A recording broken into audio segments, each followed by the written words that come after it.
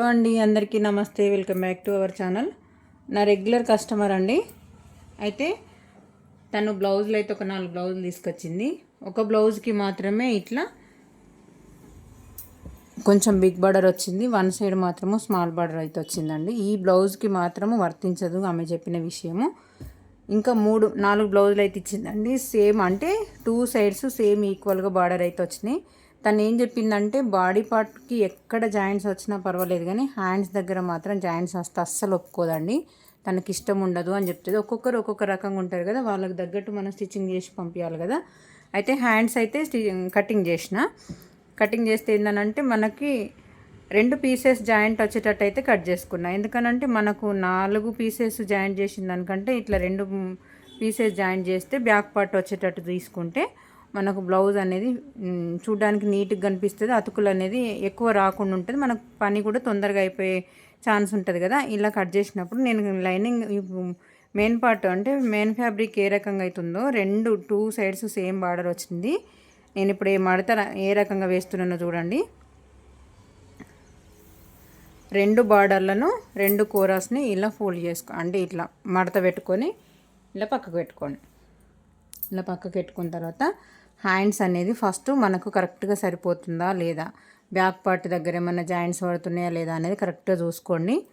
ఈ హ్యాండ్స్కి 1 సైడ్ అయితే జాయింట్ అయితే పడుతుంది. లోపల పక్కకి లైనింగ్ జాయింట్ చేస్తాం కదా, లోపల లైనింగ్కి జాయింట్ ఉన్నా పర్వాలేదు, కానీ పైనకి మాత్రం తనకు అస్సలు ఇష్టం ఉండదు హ్యాండ్స్ దగ్గర జాయింట్స్ అనేటి.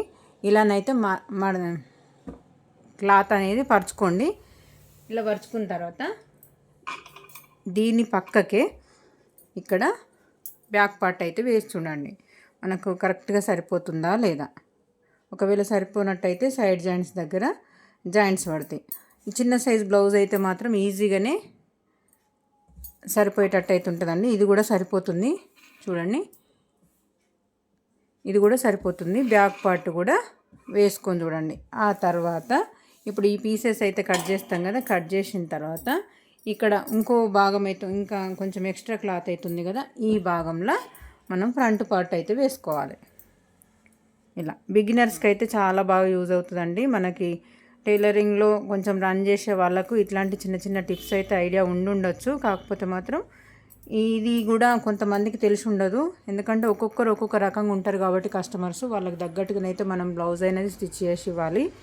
ఇలా ఫ్రంట్ పార్ట్కి కూడా ఎక్కడ కూడా జాయింట్స్ అనేటివి రాకుండా ఈజీగా తొందరగా కటింగ్ అయిపోవాలి, స్టిచ్చింగ్ కూడా తొందరగా అయిపోవాలి. ఎక్కడ కూడా అంటే చిన్న సైజ్ బ్లౌజ్ ఏం కాదండి, ఇది పెద్ద సైజ్ బ్లౌజే. ఈ రకంగా మార్క్ చేసుకున్నాను మనము క్లాత్ అనేది పరుచుకొని కరెక్ట్గా సరిపోతుందా లేదా. షేప్ బెల్ట్, ఇంకొకటి ఏంటి షేప్ బెల్ట్. ఇక్కడ షేప్ బెల్ట్ అనేది వేసుకుంటే ఇక్కడ మిగిలిన భాగం అనేది ఉక్సు పట్టికి ఒకవేళ ఇక్కడ నుంచి ఇక్కడ వరకు అయితే మనకి హ్యాండ్స్కి మార్కింగ్ ఇటు సైడ్ అయితే జాయింట్ పడుతుందని చెప్పిన కదా, అటు సైడ్ పడుతుంది. ఇటు సైడ్ ఇట్లా మనకు షేప్ బెల్ట్ అనేది ఇట్లా పెట్టుకొని చూస్తే సరిపోతుందా, ఇట్లా పెడితే సరిపోతుందా అనేది చూసుకొని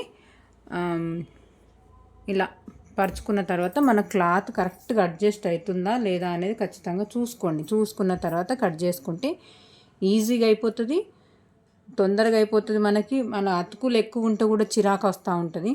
మనం అంటే క్లాత్ని ఏ రకంగా వేసుకుంటే ఎంత తొందరగా బ్లౌజ్ స్టిచ్ చేయగలుగుతాము, ఎంత పర్ఫెక్ట్గా ఇవ్వగలుగుతాము. ఎక్కడ అతుకులు పడ్డ బ్లౌజ్ కొంచెం అతుకులానే ఉంటుందండి. అతుకు లేకుండా స్టిచ్ చేసిన బ్లౌజ్ చూడండి చాలా ఫినిషింగ్ నీట్గా ఉంటుంది. ఇలా ట్రై చేయండి ఫ్రెండ్స్. ఓకేనా, వీడియో నచ్చితే లైక్ చేయండి. మరిన్ని వీడియోస్ కోసం మన ఛానల్ని సబ్స్క్రైబ్ చేసుకోండి. థ్యాంక్ యూ అండి.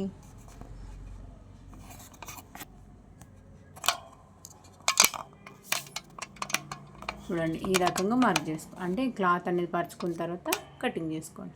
Okay, thank you.